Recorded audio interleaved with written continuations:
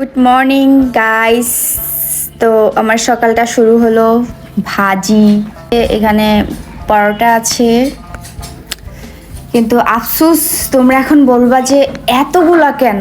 তার কারণ হচ্ছে গাইস, আমার জামাই মানে আমরা সবাই একসাথে নাস্তা করব তাই আনছে, কিন্তু আমার জামাইটা সকালে নাস্তা না করে কাজে চলে গেছে।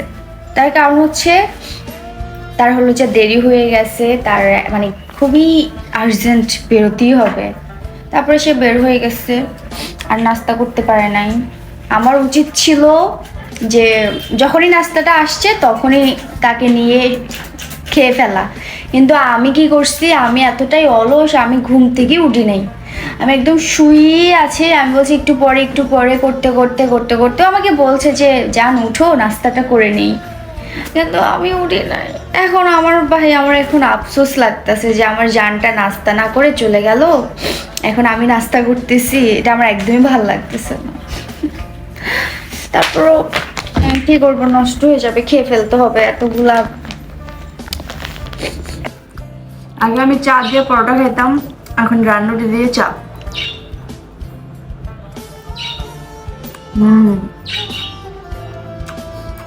প্রচুর ঠান্ডা না মাহি?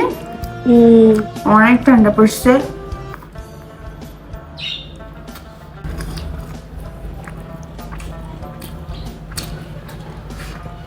এখন রোদ উঠে না, অন্যদিন রোদ উঠেছে 10টা বাজে।